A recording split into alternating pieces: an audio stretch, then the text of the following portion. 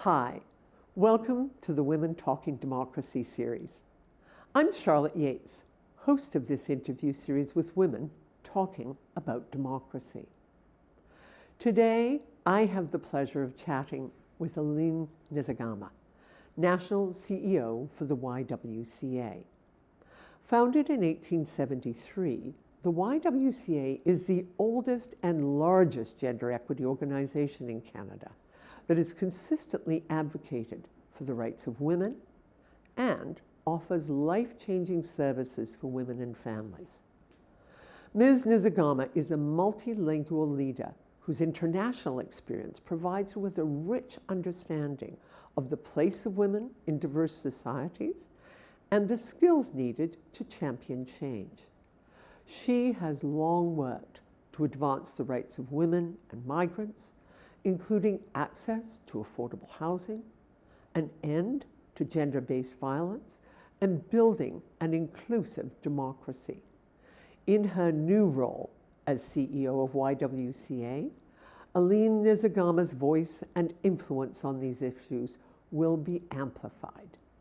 Aline, it is a pleasure having you with us. I look forward to our conversation. So let's start, first off, kind of an easy question, but a groundbreaking one around a little bit about you. You come from a family where your family was involved in politics when you were very young, always advocating for human rights, democratic rights. You've spent many years as a public policy advocate, community leader, really advancing the case for human rights, democratic rights, gender rights, but also an end to racism. In that, tell us how those two connect, what inspires you, but also what motivates you on those difficult days, because this kind of work can be tough. So there are days when it's tougher than others. So start us a little bit at the beginning and let us understand a little bit about you. Thank you, first of all, for the invitation to be part of this important initiative. I always reflect back on my upbringing whenever I think it's in a lot of aspects, many aspects of what I do. I grew up in a household with parents that were always deeply engaged in community, as you said, and they were also avid consumers of news and politics, whether that was local or international, understanding how our little country of Burundi in East Africa connected to the rest of the world. And so I grew up hearing debates, political debates in my living room. There was always a news channel, somebody debating an issue. So it was always, I just learned to hear some of these things being spoken about and different people weighing in on issues. And to me, it was fun. I remember being a little, just seeing how vibrant those conversations could be from people who did not agree. And that really did shape how I grew to develop my own thinking and critical thinking.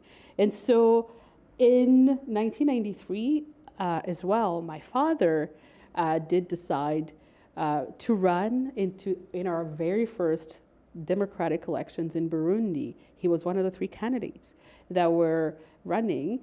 And by training, he was a professor, he was an artist, he was an author, but he also had many ideas, and he was part of a party that wanted to bring back constitutional monarchy that was based on traditional ways of governance that Burundi knew before.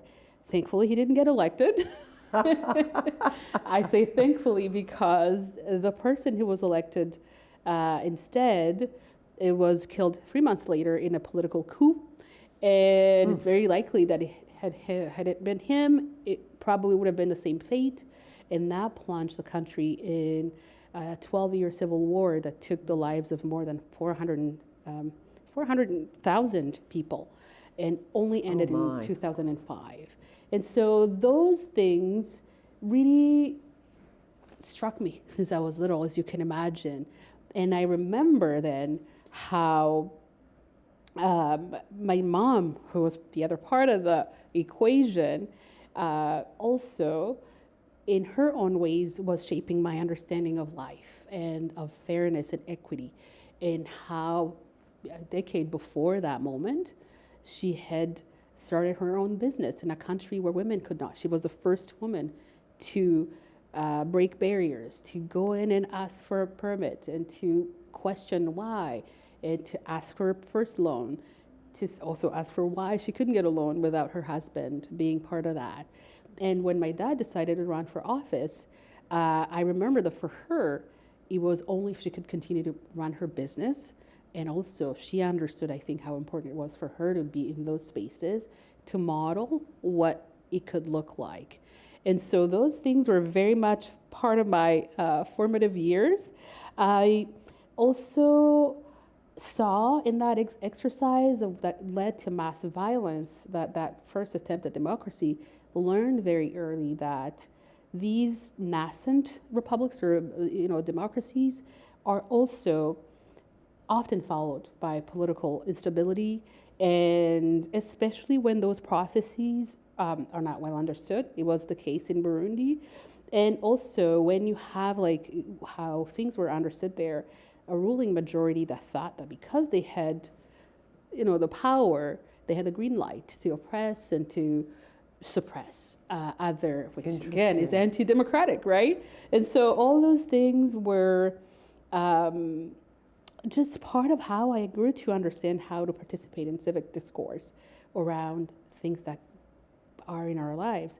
One thing that was important for me was understanding that what was political was personal, and what personal is political. I understood really early that a small group of people could sit in a closed room and make decisions that very much affect your life and the lives of the community you live, the schools you go to, what you have access to in your stores, how you travel, what you wear, how you pray, and it was clear to me that the way to be able to change things was to be part of the conversations and to offer alternatives. And to me, those were the first demonstrations of democracy. And so I often think back on those early days and really think that those did a lot for me. I watched women do incredible work in those times, dismantling societal and policy barriers like my mom did, and also get together and resist. And I saw the dynamic that created. And to me, again, that was that exposure and that visibility of those things helped me understand and get to where I am today. In this role, as you've introduced me, I've seen grassroots efforts get to the public sphere and become national conversations.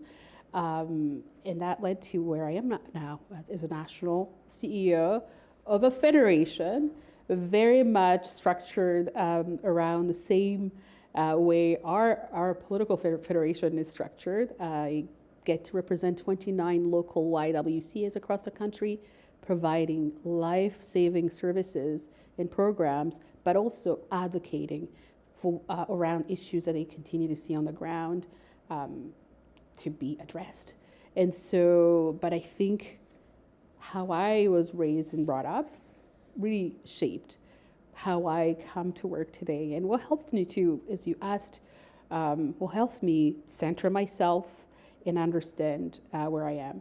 When I left my country as a refugee, and we lived in the United States, in the US, in North Dakota, that is where I very much came of age and realized that that understanding of how to participate in a new community where you are, whether that has to do with learning the language, learning the customs, learning the culture, the things that I learned when I was little helped continue to shape how I developed a resilience that I needed to survive in this place. My sister, who I reference as well in this work when we're talking about democracy, did take up an opportunity to run for Senate seat as part of a Democratic ticket. And if you know North Dakota, you know that it's a very conservative part of the United States. She got 32% of the votes. Wow, I know. very impressive. And is very much still engaged in the community that she's leading right now around human rights, around anti-racism, around inclusion, and valuing those things as part of a healthy democracy. So I think all those things very much shaped who I am and how I show up to work. And also, I think they help me see the vibrancy of how to continue to not be discouraged by challenges to some of these things. Which is one of the, I think, one of the hardest things is that there are moments when you do get discouraged or you feel like you've worked so hard and you thought you were going to get that breakthrough and then you don't, but it sounds like growing up in an environment but also with a support system Yes. which would encourage you but also push you to continue. Yes. Even though in the face of setbacks. So then if we step back a bit to those bigger questions about democracy, you talked, and I found it interesting that when you talked about Burundi, you said introducing a new democracy, when new processes, when people really don't understand, but also then when elected leaders perhaps decide to make decisions in a kind of more autocratic way or make decisions which impact people's lives that they really don't understand. That really actually is a very important, gives you an important perspective on what sustains and nurtures democracy. Because we think democracy in many countries has been the gold standard. And in fact, even for those countries like Burundi, which wasn't a democracy, the democracy was, at that time in the 90s, the gold standard of governance. And of course, more and more countries became democratic or started down the road to democracy. So what sustained and what encouraged people to think democracy was a good system of government? Mm-hmm. Very good question. I think starting from the personal, understanding, first of all, that what is doesn't always have to be, and that you can question things when they don't feel right. And also the idea that policy or whatever's happening in the political realm should make life safer and more dignified for everybody.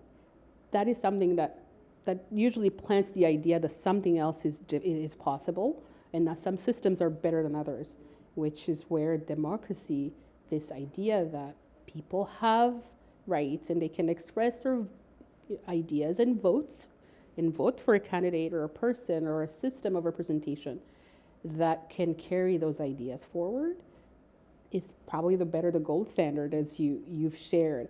I think in my experience, democracy supported by strong public institutions, as well as processes, though, that balance powers between different spheres, different parts of that democratic structure or infrastructure, whether that is parliamentary or executive powers, the media, civil society, as well as, I think, science, education, academia.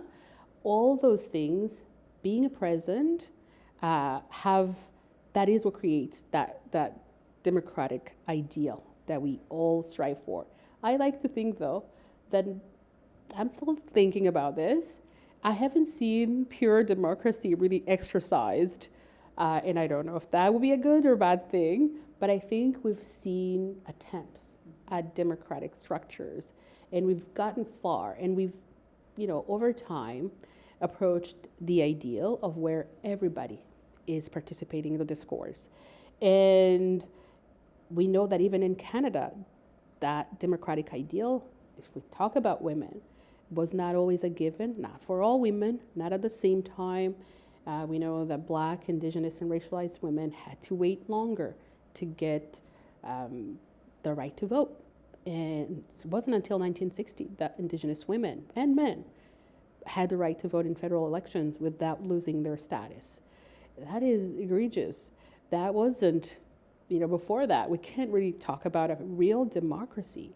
And we know that for Black women in the different provinces, I know that this happened differently. that right had to be fought for and gained. So when we talk about democracy, we have to remember to nuance that for whom it was, at what time, and what was still to achieve. At any given time, I contend that today still we have to continue to fight for some of those things. And so you've talked about how democracy, this ideal, also can not thrive, right? And I think we're going to get to that part in this discussion. But what I've seen and what I do in my work is that democracy doesn't thrive when our basic needs are not met. And we don't have access to So tell me a little bit about what you mean by when basic needs aren't met, because that actually is a very nice segue into perhaps what undermines democracy. So tell me a little bit about why basic needs being met is important to democracy.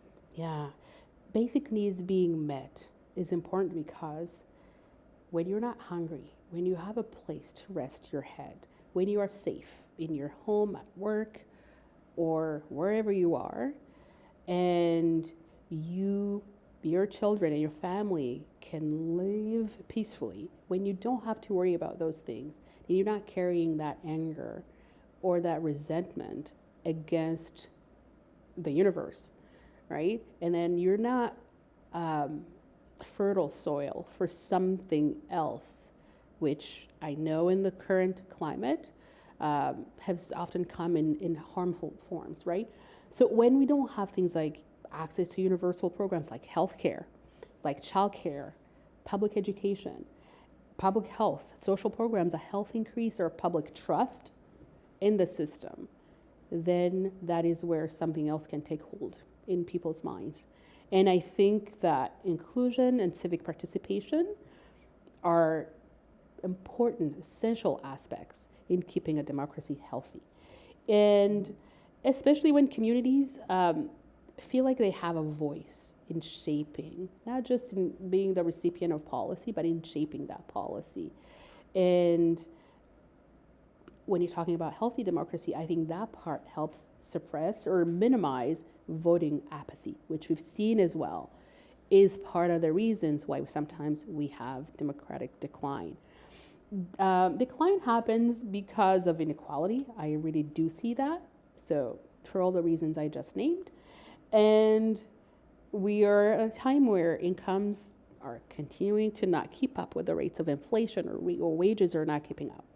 And I know that public programs are also at risk of being privatized. That means you're going to have means to be able to access some of those services that we've taken for granted or are universally shared. When care systems are strained. And this is very important when misinformation, which spreads sometimes faster than the truth can catch up, and money is used to concentrate power. I think that's when you have the recipe for democratic decline and erosion. And so when people feel that institutions are not working for them, then you start having this anger, this resentment, and then you become vulnerable to anti-democratic ideas. We've seen this in many places, in many countries, in many communities. And so our organizations, organizations like YWCA Canada, they play a key role because we work directly with communities and see the policies and programs that are supposed to be helping when they fail or when they actually succeed. And so we are right there at the root before we talk about other things like, how do bad ideas take hold in communities, but we see where the policies have failed. So I think those are very critical things to remember when you're thinking about. Interesting, because I think what you've spoken about is not just what sustains democracy, but also why it's actually currently eroding, or as you said, democratic decline. And so I think that's very important.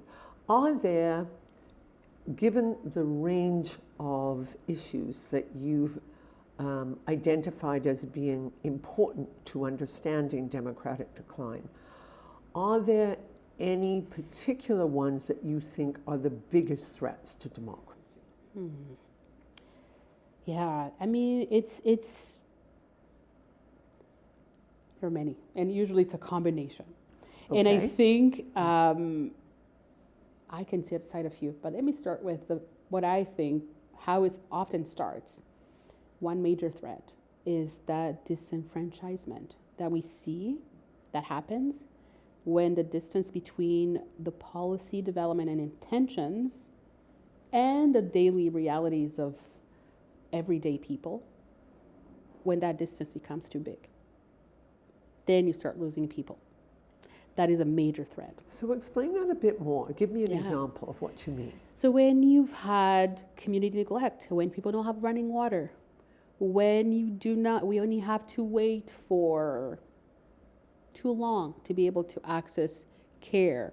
When I've been in many communities in Canada here, where if you are a woman who's abused and you're facing gender-based violence, you don't have a place to go. There are 20,000 women and family, their children, 20,000 each month being turned away from shelter each month across Canada. And we know that a woman is killed every 2 days in Canada at the hands of an intimate partner. Those are just facts. And so when you have 51% of the population that's facing those stark realities, and we know those numbers are worse for Black, Indigenous, racialized communities, remote communities that don't have a lot of infrastructure investments. That is when I think the working class people starts to see that there's nothing for them. And so misinformation can come in and say, we have a solution for you. And oftentimes we know that those things can be harmful because we know that people exploit these vulnerabilities. I also know that in this same vein, we see younger generations facing stark economic realities, and choosing to just give up on politics fully. And housing shortages, just right here in Toronto where I live, it's quite unaffordable for most people. Rising costs of life across all spheres. Systematic racism, that is another one. When people, based on where they're from, the color of their skins, are not facing the same opportunities or have the same accesses, that is a breeding ground for again, resentment, as well as the limited access to care. I keep talking about that. That is when people become more receptive to leaders who offer simple solutions, but sometimes harmful ones. And so that is very important. Another major threat, I know you probably were going to ask another question there, but another major threat that I want to talk about is attacks on women's rights. This is something that we see, this is as old as civilization itself, but we see here in Canada and around the world. And it's often a sign that demographic norms are weakening. And you start seeing, attempts to take away reproductive health, safety, and autonomy from women, as well as, again, continue to face stark statistics around violence, if I'm at home, at work, on the street, online.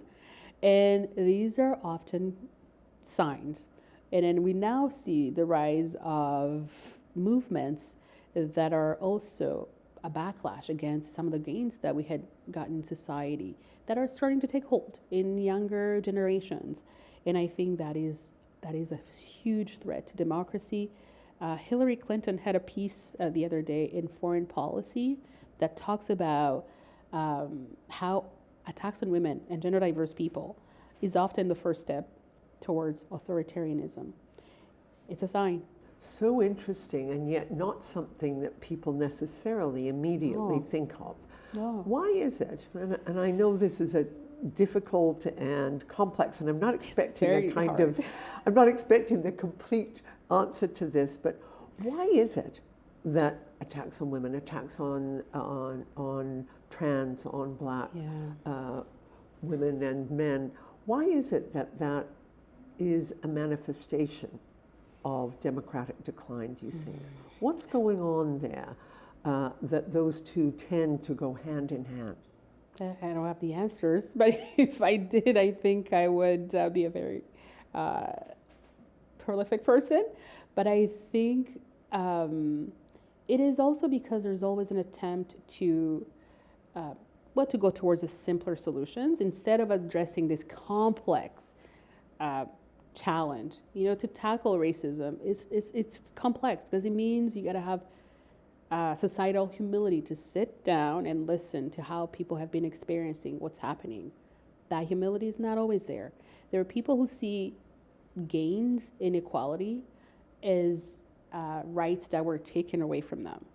And that is something that we have to tackle. We have to sit down and say, no, just because I'm getting more access to things that you've always had access to does not mean that I'm taking away something from you. So in other words, the perception that there's a zero-sum game, if Zero-sum you will, game and to therefore if equality. you gain, I lose, Absolutely. means that, and as you say, it can then be taken advantage of Yeah. by leaders who offer simple solutions, and the simple solution is to withdraw that access to those Exactly. particular groups. And the Yes. simple solutions are always, we've seen recently, to advance their own self-interested goals. So I do think that they do then manipulate information, or disinformation becomes a tool to get people to be voted in.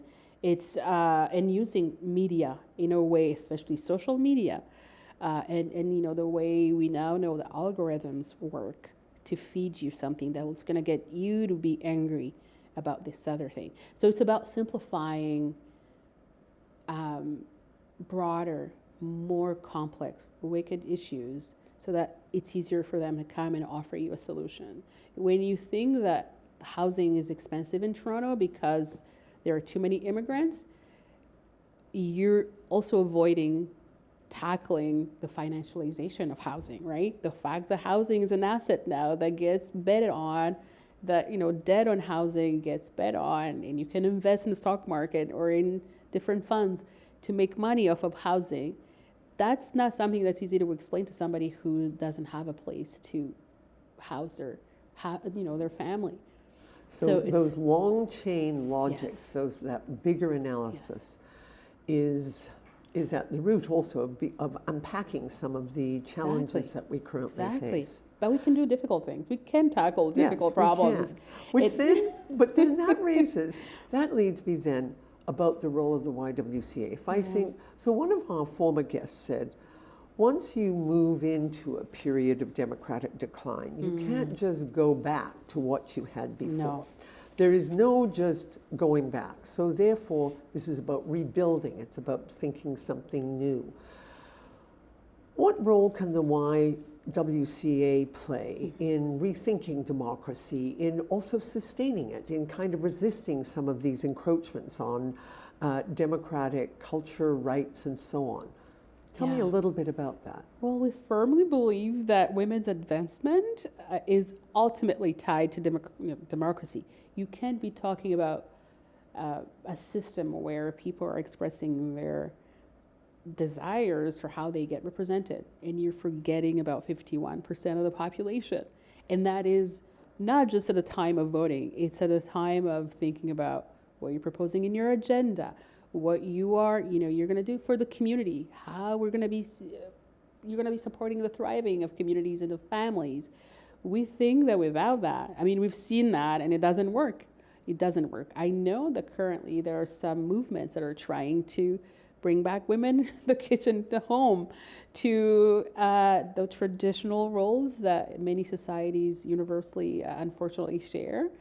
And those are debunked ideas. There's no such ideal. Even at the times where these regressive movements would want to bring us back to, they were ignoring many other societal factors, and of course, deeper inequality that I think we can't just ignore today. So it's about reinventing and renewing how we understand that. But women's role in those discussions is crucial. I've seen how countries in my own, on the African continent, in my own experience, countries like Rwanda, where at the end of a disaster, the genocide that happened in 1994, they were forced to actually give women bigger roles. They were the only survivors in many communities. Interesting. And now Rwanda is one of the countries with the most women in government, with the most women leading local governance. And you look at how they've centered community well-being, healing together, education for everybody, and how different it is, that form of democracy. I know it's not perfect, and I know there are many criticisms that can be made, and we should always be questioning when things are not right. But we have a case study for how different, what the flavor of democracy can be when you put women in charge in some areas. So I think the fact that women's advancement has been tied to stronger democratic forms of governance is sometimes also difficult to explain how women also may support authoritarian regimes, and we can get to that. But I think acknowledging how the role that we've had in the progress in economic advancements of whatever nation building projects was, whether that's here in Canada, in the US, or across the world, has to be acknowledged. Of course, it has to be truthful. We have to acknowledge that advancement has always been flawed, right? And we have to fight for equality, workplace protections, all these things that have equalized the ground so that democratic systems take root. And of course, having real accountability mechanisms and continued safeguarding are crucial. We know that when women's rights are, we see that they are the first to erode when democratic institutions are undermined.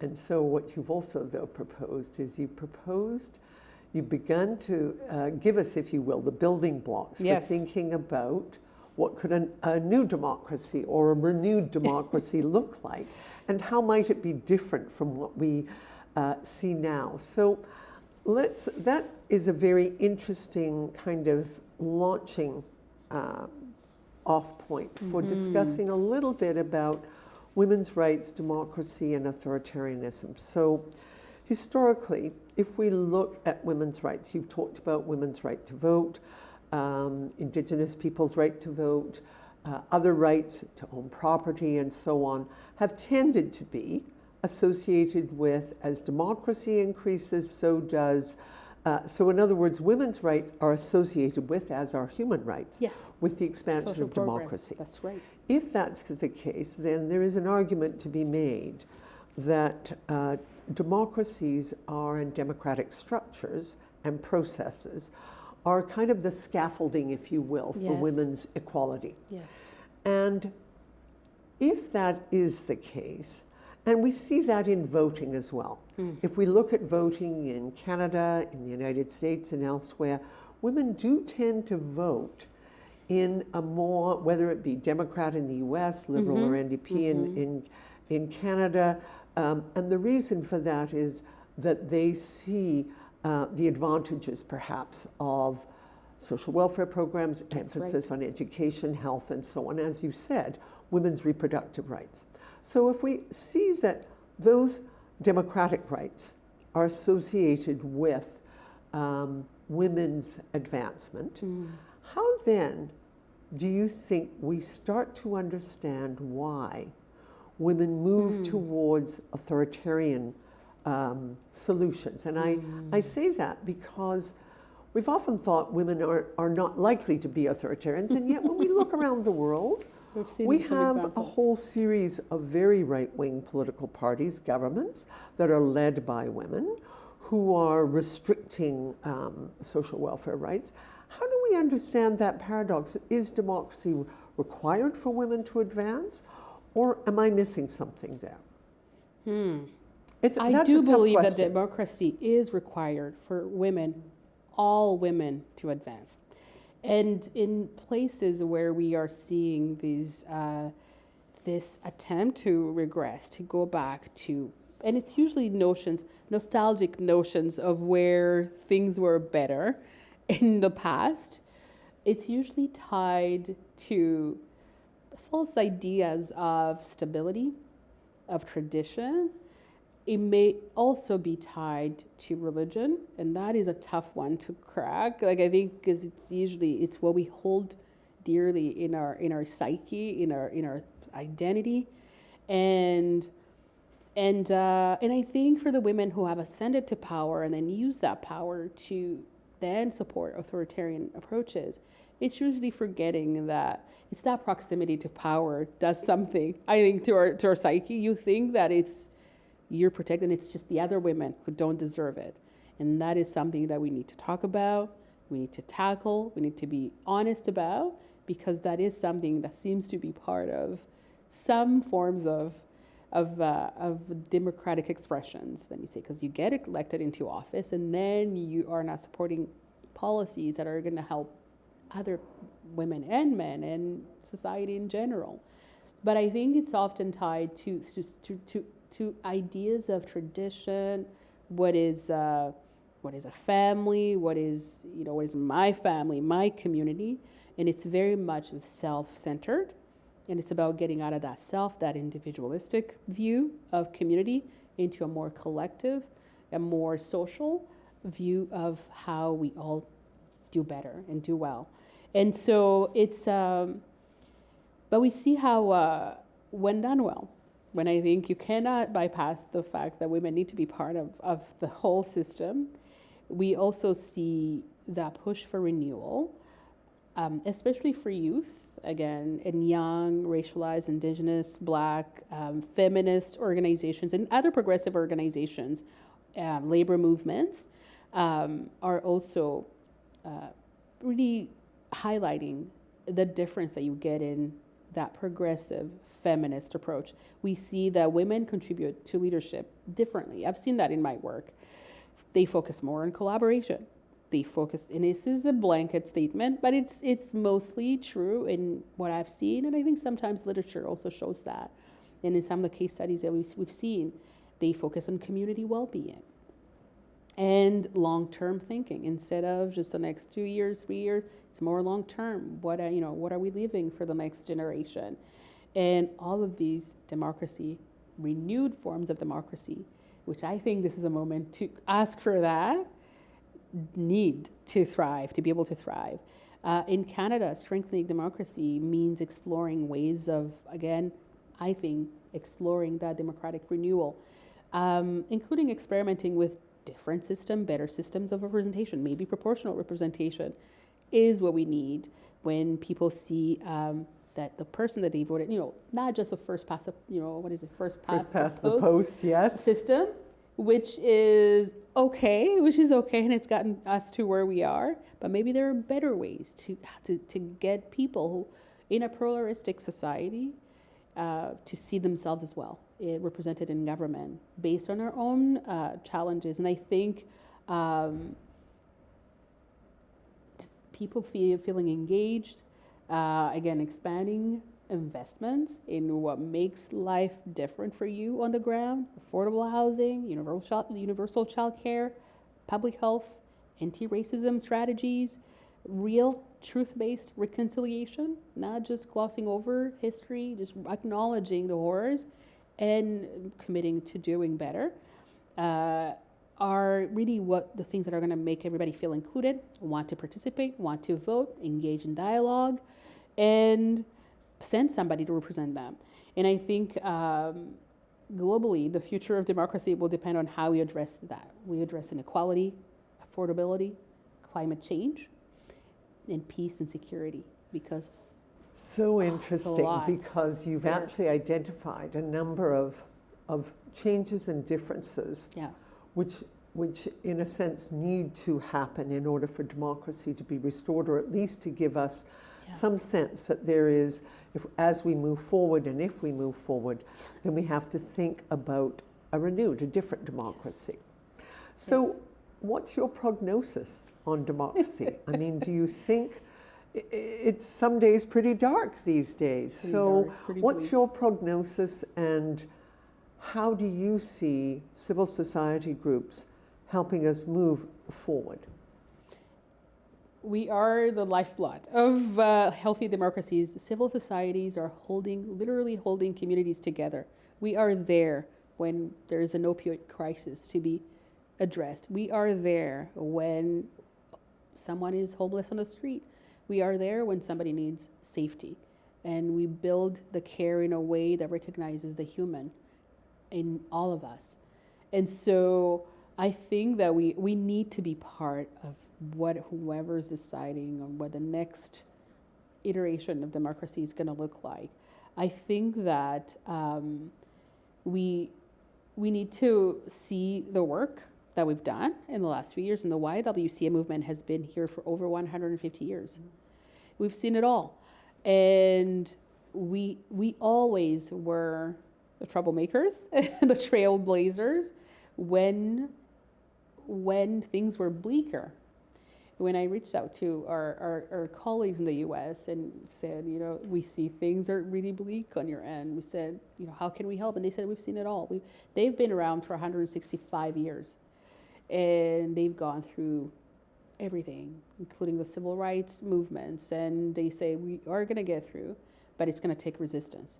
So it takes resistance to harmful ideas starting to take place. In the feminist movement, we're seeing these, the manosphere, and these ideas that are on social media affecting younger people in the relationships between the genders that are really simplified and horrific. And I don't understand how these ideas are taking hold, but they are. And it's about acknowledging them, but it's also acknowledging how political movements can weaponize those ideas in that population. And of course, proposing alternative solutions, alternative ideas, alternative policies that help everyone. And I think that believing in change, and that change is possible, helps wake up and be like, not be depressed about the state of the world. And we have been in worse situations, I'm going to say, although the new iterations of undemocratic ideas are quite scary, with the advent of AI and the spread of information and how things get to the end of the other side of the world in split second needs to be taken seriously. And I think it comes through forms of civic education that is accessible and available to all with good quality, but also one that doesn't, again, sugarcoat anything that we may not be proud in our history, be proud about. And that has to do with oppression and systemic oppression of the different groups that have not always had the access to expression and self-determination. And so I think that's how we fight, not just apathy, but also nihilism, that, because we could just be, giving up, but we need to resist. We need to resist and offer different alternatives, different ways of showing up for each other. And that usually starts at the grassroots level, getting offline, getting back in community, seeing your neighbor for who they are, getting that care spread across. We've seen this during COVID, how it was forced us to get to know our neighbors a bit more. When we didn't see that older, neighbor, we didn't know what had happened to them, you go and knock on the door. And I think it's about coming back to those very basic notions of community.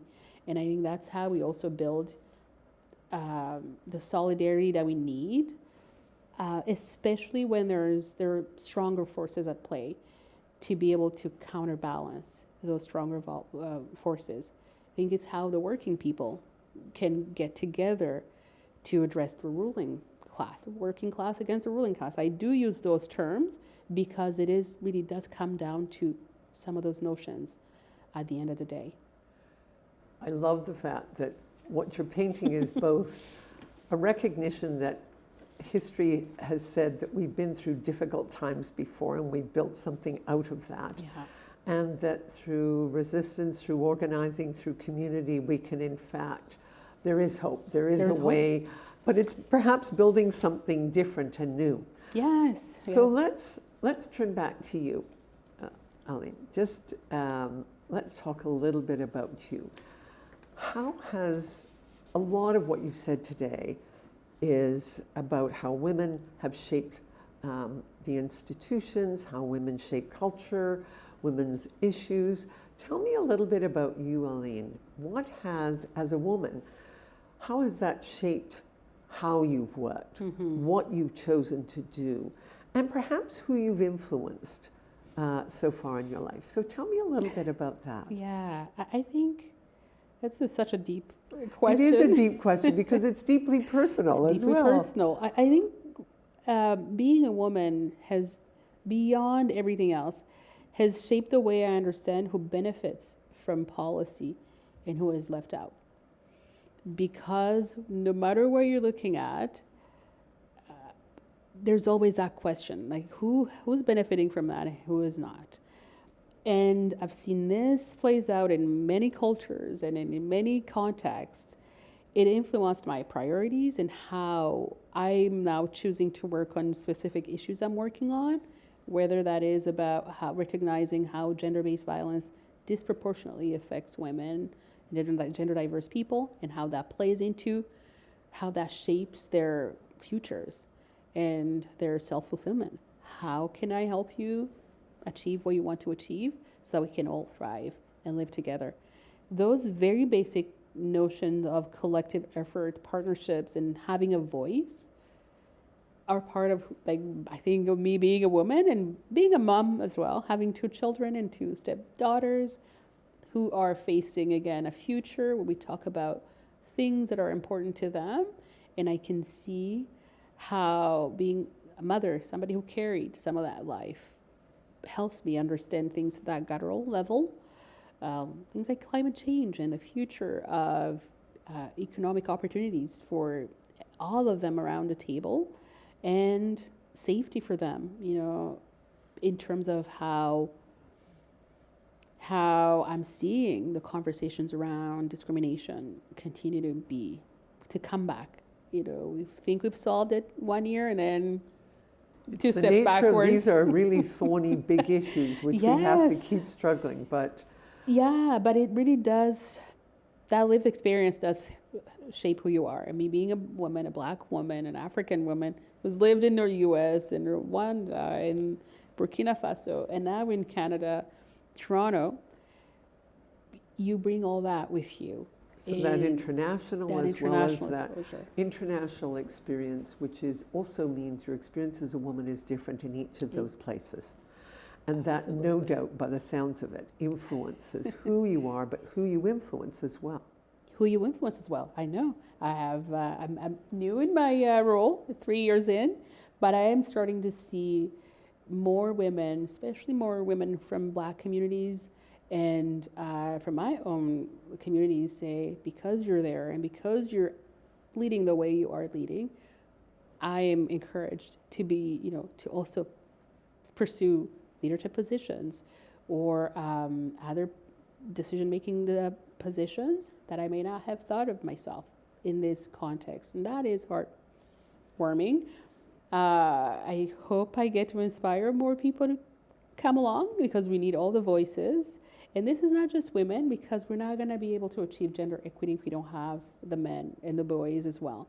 And I think this is also something that helps me want to continue to engage, because I've seen how real change can happen when the community gets together and gets up and shows up for you. So when we think about that, then my last question is, if you think about the world we're living in, and I think when we were talking before we started the video, you were saying that the autocracies now far outnumber the democracies in the world. So if we are thinking about democratic decline, but also democratic renewal, where or who do we need to keep an eye on so that we have some gauge of what that future looks like, whether it be good or bad? Yeah, I'll leave you with a few things. I thought about that question. Watch youth participation.